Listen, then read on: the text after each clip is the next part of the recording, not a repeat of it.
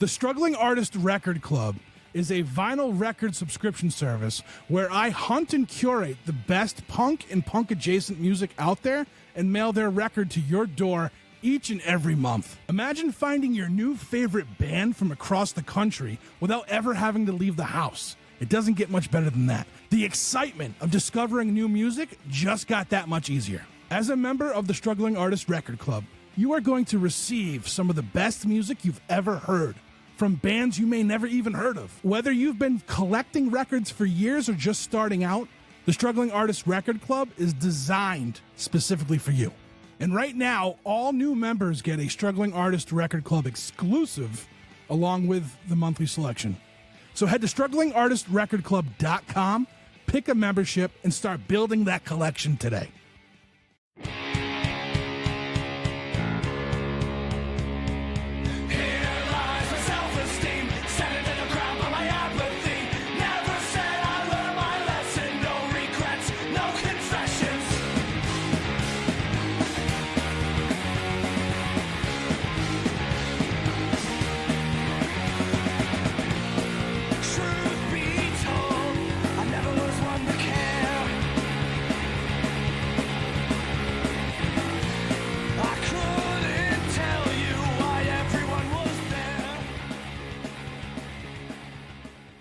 Welcome to the Struggling Artist Record Club recap for February, which is for Massachusetts' own Sky Tigers. Since we did our favorite shows of 2025 last time, let's stick with the show's theme and discuss our first punk show we went to. Dave, what was your first punk show? Oh, I'm going to talk about two punk shows since I think both of them are pretty good stories. The first show was Fugazi in Delaware. I was just getting into punk then, so I don't think I even really knew their music yet. I was either a freshman in high school or in 8th grade, not really sure. I remember there were tons of people there. And it wasn't even really like a venue. I don't know what it was, really. I keep trying to remember what it was, but it wasn't a legit venue. And I think they were most likely touring on the album In on the Kill Taker. So the interesting part of this is that my metalhead meathead brother took me and my friend to the show. And since he was a metal meathead, he kept moshing while Fugazi was playing. And Ian, like he's known to do, would stop playing and tell people to stop moshing. So Ian called out my brother for moshing. Then my brother wouldn't listen, most likely because he was drinking. So he'd mosh again. And then Ian would stop playing again. And over this went.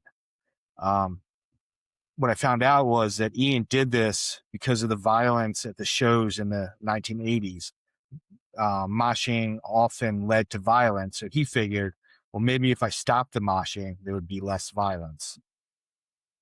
Right after that, the second show I went to was the Bouncing Souls record release show for their first album, The Good, the Bad, and the Argyle. But what's interesting about this is I wasn't there for the Bouncing Souls. In fact, I never even knew them. I was there for SNFU.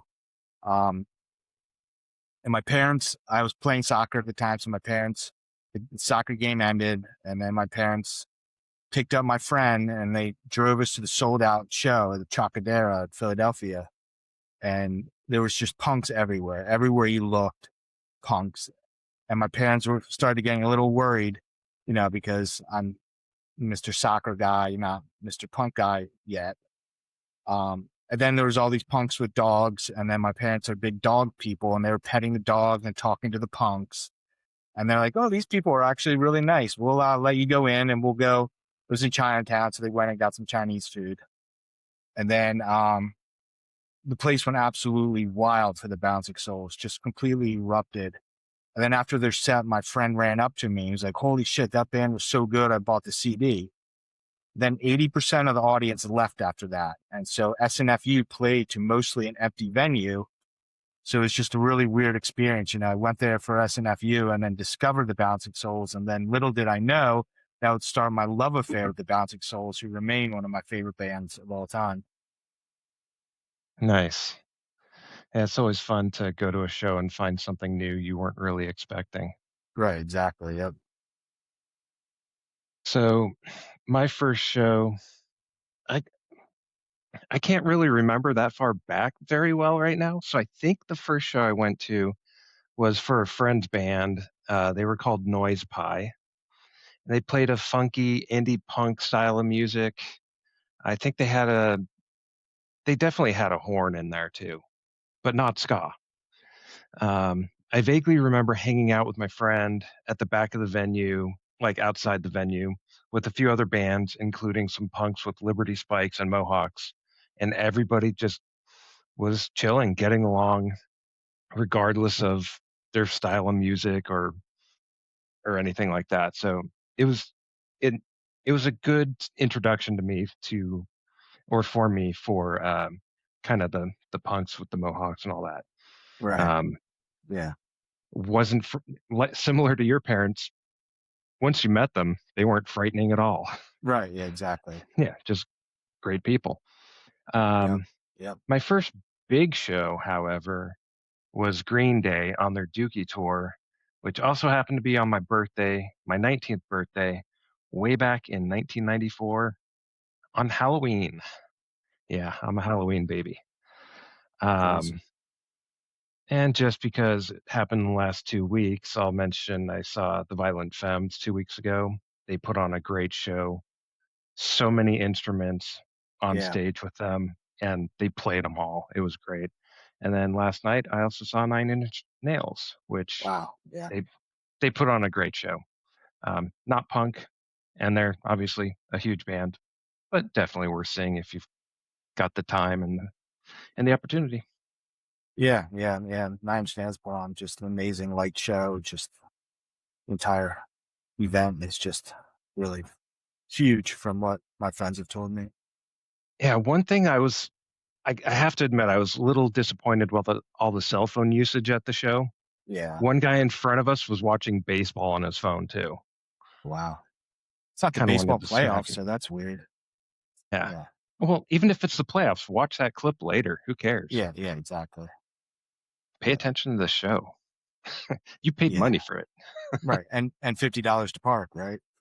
God, that was ridiculous. $50 for parking at a sports arena, at a rundown sports arena in San Diego. It's too much. Should be $20. Yeah. Yeah. 20's fair enough. I mean, depending on the event, I could see anywhere between 10 and 20. Yeah. Yeah. But yeah, if it's sold out show, yeah, charge 20, maybe 25. Could you have But taken like an Uber or something, or was it too far away for that? it would be too far away, Yeah. especially where I live. I did go with a friend, so that kind of, offset Yeah. it a little bit. But yeah, Gotcha. we had a good time. Cool. All right. So, what do we got here? Got the readout here. I think that's what Yeah. we're doing next. All right. So, friends, as stated previously, I was a member of the club since its inception under the Get Punk banner. However, in 2019, I took a 12-month hiatus while not having a consistent address. Right as the transition period from Get Punk to Struggling Artist was happening, I went to the Midway Cafe to see a couple bands. The first band about knocked the wind out of me with their energy, anger, and ferocious playing. I immediately texted Mark and said, I think I should use this band's record for the record club. He informed me that he already used them during my hiatus. When Paul from Sound Investment Records reached out to me about this band's new record, I couldn't say yes fast enough. Sky Tiger's new record, Injustice for All, is 9 tracks of some of the best angry, thrashy, hardcore music you could ever want. This band doesn't tour for whatever reason, so being able to send this record out to folks who may not know of them or may not have known they put out a new record is a great feeling.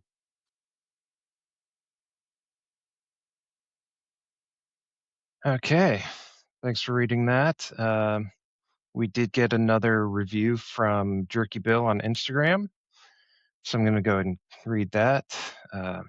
Mail Today brought February at the Struggling Artist Record Club release. Sky Tigers. Oh my goodness, I can't speak. Sky Tigers are a hardcore band from Massachusetts. Injustice for All is their second album, but calling them hardcore seems not enough.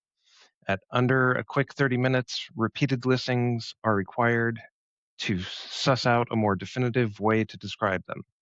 There's some incredible riff action going on here, more akin to melodic hard rock, but with screaming hardcore vocals well done by vocalist slash bassist Brian Lynon. Hopefully I got that name right. Guitarist Rochelle Ferguson and John Cogswell. There's a place setting somewhere that lands between thrash metal. Those drums by Ryan Maloney are no fucking joke, and emotional hardcore. I wish there were lyrics to follow, as my ever-aging ears have trouble following. Again, finding a band not previously on my radar that sound this good is truly appreciated. And Trev, at least I'm not hideous late with this one, referring to getting the review out to us. Now, I've got to mention, Dave and I really go on and on about lyric sheets. This record did actually include the lyrics. Unfortunately, Dave did not get a copy. He reached out to Trev, and we're going to make sure he gets a copy. Right. So I think I saw that. It's already on the way for him. If anyone else did not get lyric sheet, just let Trev know, and we'll get that fixed. Especially for music like this, which is so aggressive and fast, you really need lyric sheet, or sometimes it's just kind of tough to follow and kind of get lost in the whole intensity of the album. So lyrics are important. So yeah, definitely. Okay, so I want to go ahead and read my review. So the first thing I noticed when I ripped open the brown package with its perfect shipping label was, oh, nice, they were part of the Get Punk Record Club. I was a big fan of that album called Eulogy, or whatever it's pronounced, and wanted to buy their newest album, but I was kind of hoping Trev would include it in the Struggling Artist Record Club. So I held off on buying it, and luckily it was included. So thank you, Trev. After listening to the album the first time, my initial reaction was, holy shit, those gang vocals. I'm a huge fan of epic gang vocals. Comeback Kid is one of my favorite hardcore bands. I consider their last full length to have some of the best gang vocals since AFI's Black Sails in the Sunset. I figured if I heard gang vocals that good again, they'd be from a popular hardcore band, not an indie hardcore band like Sky Tigers. But these gang vocals are some of the best I've ever heard, and I absolutely love listening to them over and over. And I'm always in shock at just how powerful they sound. Next thing my brain thought was, since Sky Tigers are from Massachusetts, like one of my favorite bands of Wilhelm Scream, I thought how Sky Tigers sounded a little bit like Wilhelm Scream, but just angrier and faster. So at this point, Sky Tigers already sounds like two bands I like a lot, Comeback Kid and a Wilhelm Scream. So I'm liking this album a lot at this point. But what separates Sky Tigers from those bands is their crossover thrash sound that they mix into their hardcore. It's like they took Slayer, Metallica, Anthrax, and Iron Maiden, and filtered them through Comeback Kid, Sick of It All, Have Heart, and Bane. That combo of thrash mixed with hardcore is not a sound I hear a lot of, so I was very impressed. Lately, I've been getting into more thrash because my brother is a huge fan of it, and I enjoy discovering new music. I love punk, but it's fun to dive into other genres. I've been into Megadeth lately. I have tickets to see them with Iron Maiden, and I'm listening to Dave Mustaine's audiobook now about the making of Rust in Peace. Yeah, interesting thing about Iron Maiden. My boss takes vacation from work to go work as a roadie for them. Wow. And he's a huge fan. He's got a room full of merch, records, shirts, and everything. He's taken it to a ridiculous level. Yeah, Iron Maiden fans, they're obsessed with them. They buy all the posters, skateboards. They have life-size dolls of Eddie. They just go overboard with it. So yeah, but it's nice having someone at work that I can talk music with a little bit. We talk stereo systems and stuff like that too. So yeah, exactly right. Even though it's not exactly your genre, nevertheless, it's better than talking some boring person at work about your job. At least you can get a little break. Yeah, having a boss at work that listens to death metal, never figured that would happen. Yeah. Seriously.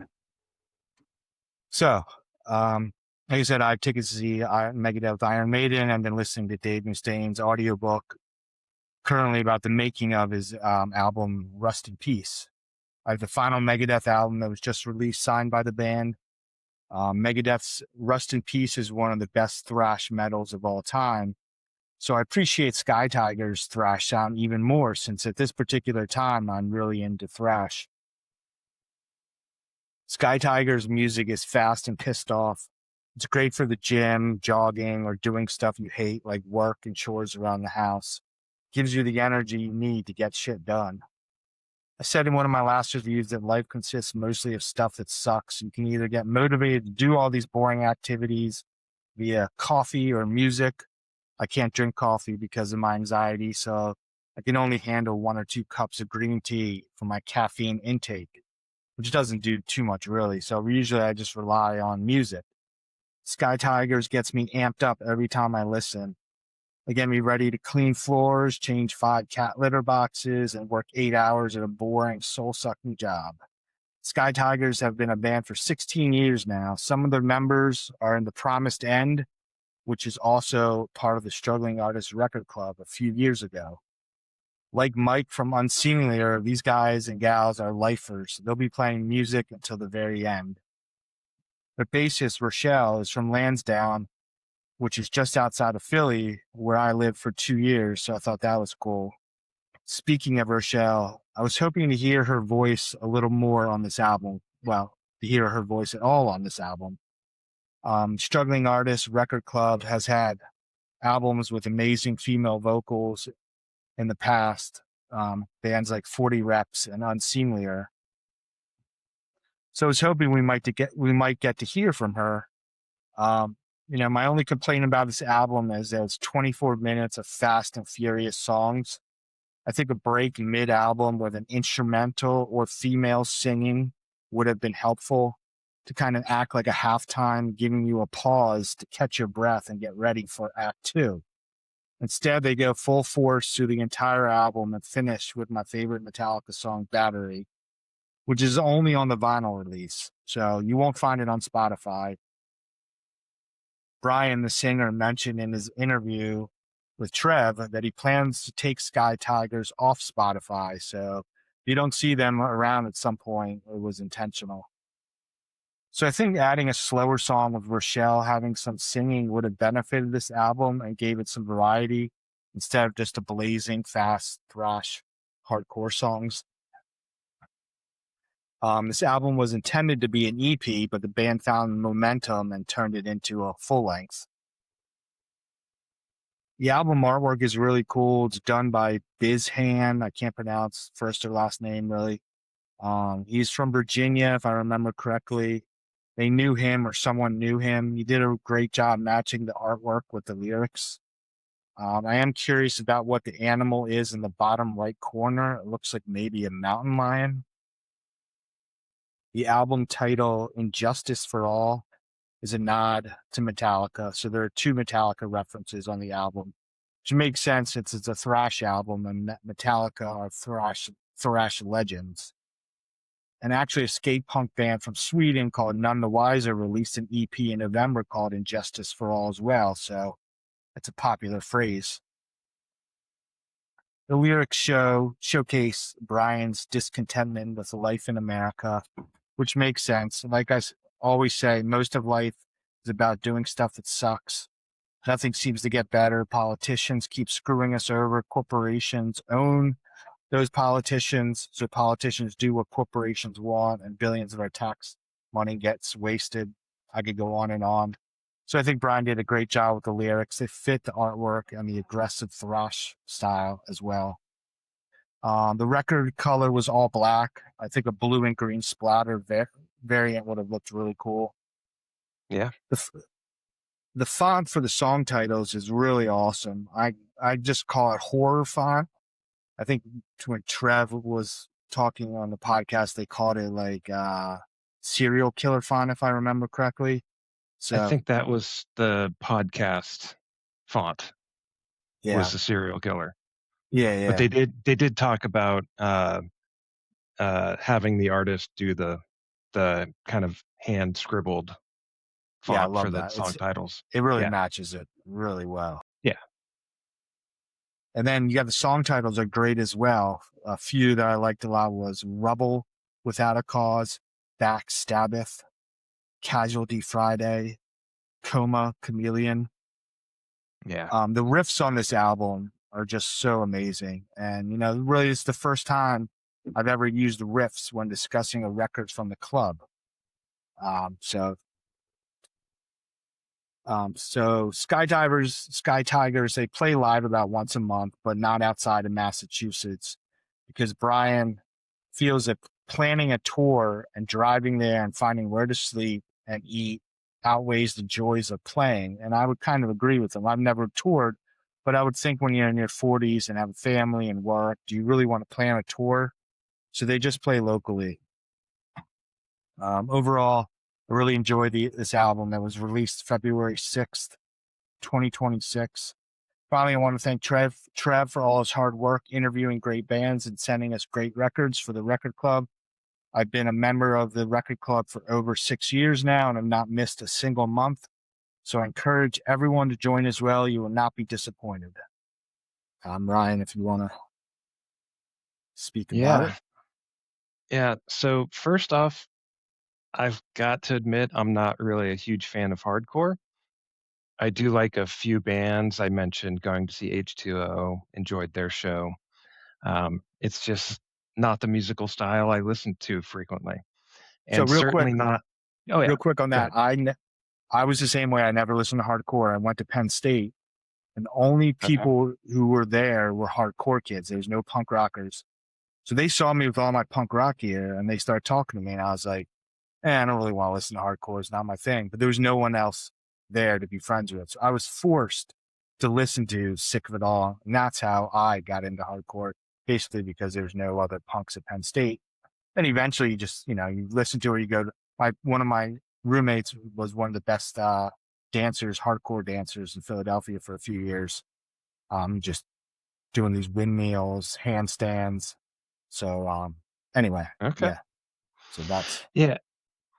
I mean, I'd hear bands on compilation albums and things like that where you'd get their popular songs, and so I always enjoyed those. But it's not something I listen to, and definitely not when it's blended with the thrashy sound. It's kind of just not my thing. right. Yeah. And yeah, and the first time I listened to the record, it was a digital copy played on my phone. And to be completely honest, I didn't feel the record was for me. Hardcore is one of those genres that can be brushed off as just noise, and that's how I felt initially about this record. But I've committed to doing record reviews, so I gave the vinyl a spin last weekend, and this time I listened to the record with the lyric sheet in front of me.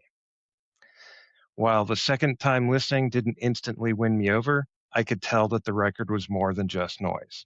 Now I could follow along, and the anger and frustration coming through in the music made more sense to me.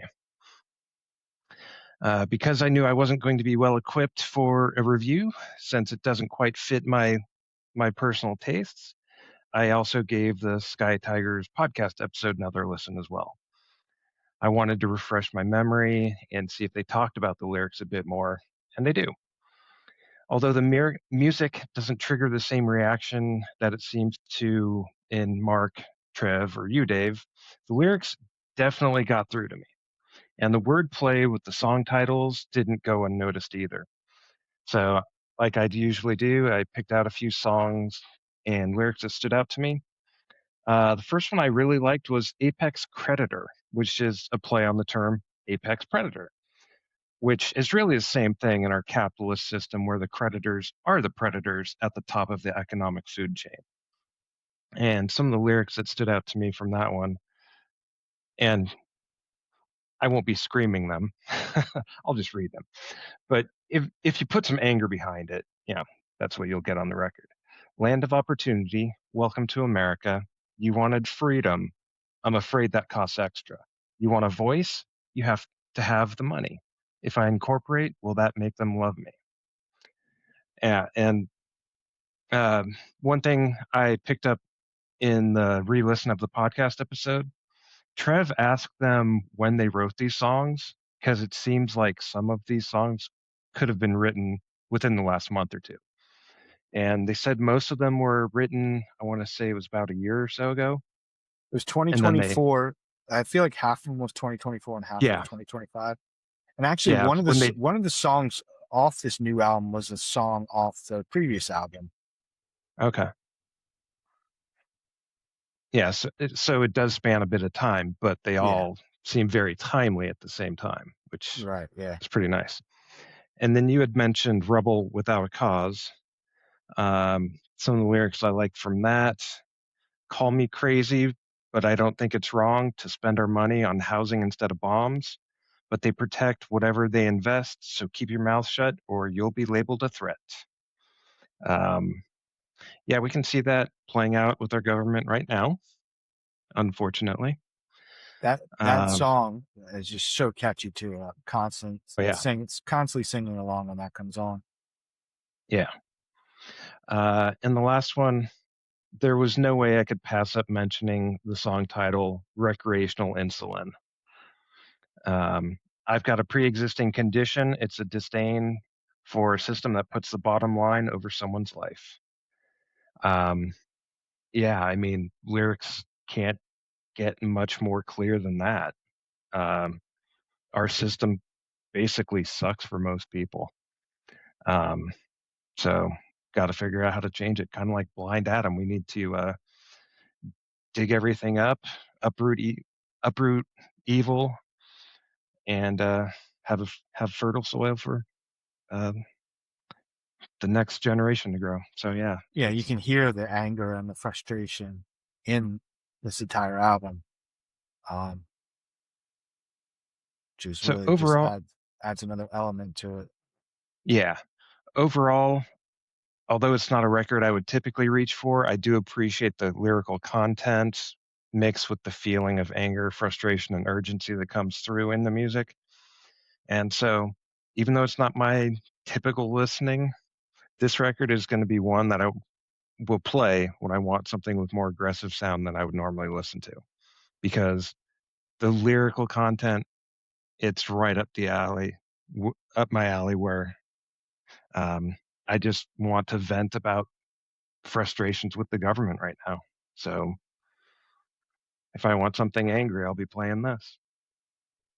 Yeah, I could see that. And I went back through my records. I guess I also got their other album from, I think, 2019, the one that you had previously mentioned as well.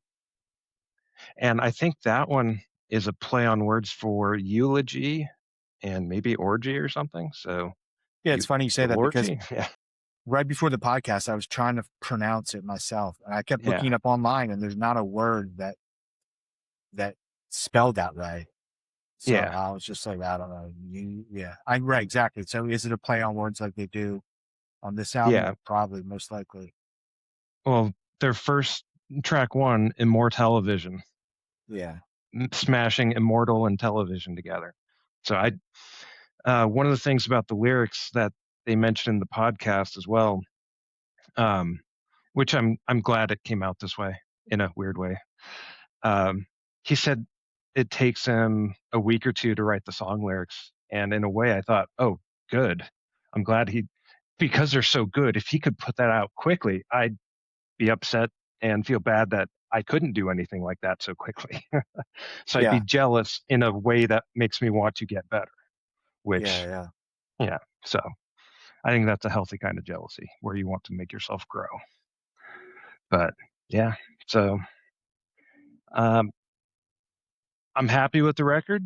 I wouldn't have grabbed it myself, and I'll definitely give it some listens. Yeah, I enjoyed it.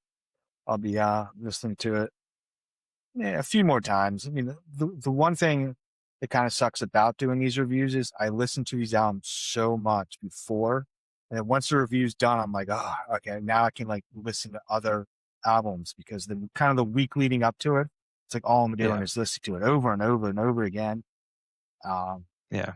but it's actually fun doing that as well because I always say like when I get albums, I don't want it just to buy it, just to kind of have it collect dust. Like, I want to know it inside and out. I want to know, like, I want the lyric sheet to get wrinkled up full. Just, I want it to be used, really learn these albums. So that's the fun part of doing these reviews is that I listen to them so much and I dive into the bands and figure out as much information as I can. So kind of like what I'm doing with Megadeth right now. Like I really didn't know anything about them. And then Spotify had a free audiobook about the makings of their best album, Rust in Peace. And now I'm just about done that book. And now I know so much shit about them that I didn't even know. And I didn't really know much about Sky Tigers before. Now I know a ton about them. So, it's just fun really getting into these albums and not just kind of buying them or listening to them digitally and kind of moving on with your day. Just really, getting into them is something I find enjoyable at least.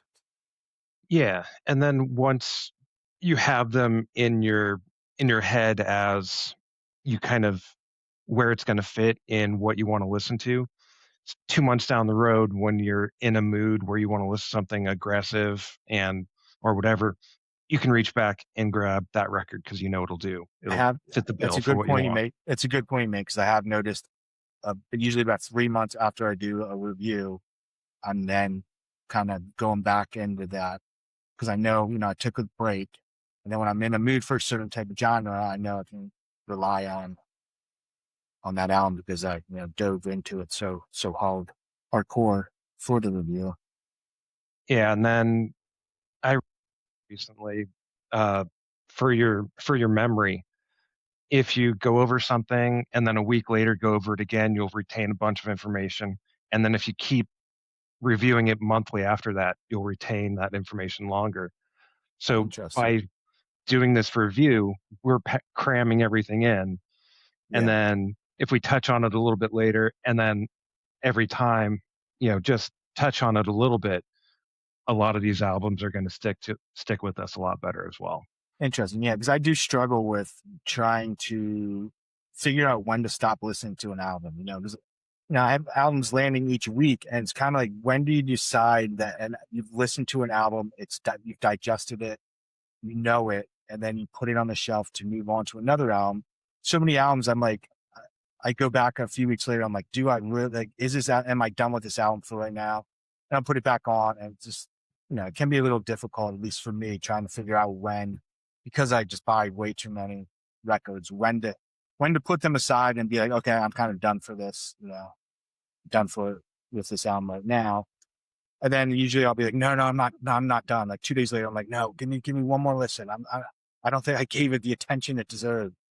So that can kind of like be annoying for me, at least, just trying to figure out when I'm done, when I've listened to an album enough, Yeah. So No, that makes sense. I listen to albums on repeat when I get them, usually. If it's a band that I'm familiar with, like every Swingin' Utters album I'm gonna buy and listen to it repeatedly. So I definitely get that. And how long do you listen to it? How many right, times? exactly. For me, it's almost once I'm singing along with every song. Yeah. If And that's again, 5 or that's 6 why I times or keep saying 10. lyrics are so important, because without Yeah. them, I'm really not going to digest the album. I'm not going to give it its full attention, at least in my mind. So, again, that's why I And always just emphasize the lyrics. that's where the lyrics saved this album for me. Without Right. them, I would have Yeah, written it off. exactly. Yeah, no, totally. So that little piece of paper that's a lot. But yeah, worked wonders for me on this one. And again, It, bands that you don't want to do, because Treble used to kind of give me some shit saying, well, it costs extra to print the lyrics. So I said, fine, just put them on Bandcamp. Problem solved. Like, it's not, I understand if you, I just want them somewhere. I don't give a shit where they are. Preferably, I'd like to hold them because I don't want to look at my computer monitor while listening to a record. I'd rather just hold the lyrics. But anyway, as long as they're somewhere, I'm fine with it. even with that, I've bought albums from smaller, completely indie bands, and they will just have like a piece of paper from their own printer. stuffed yeah. in there. That works. Yeah, anything works, right? Just have 'em somewhere. Or if you're like a really mellow band, like maybe you don't really need the lyrics because if you're mellow, but generally the music I listen to has enough energy and enough, pace and fastness to it. I need the lyrics too. But if it's like a country, I don't really listen to country, but I'd say maybe folk punk might not need them as much. But Even then, it's just nice yeah, exactly to right, be able. Oh, that's what they said. right, yeah. Yeah. So, all right, so we'll be I guess back we'll be next back month. next month. Yeah. Yep. We're on the same page. Yeah. See ya. Yep. See ya.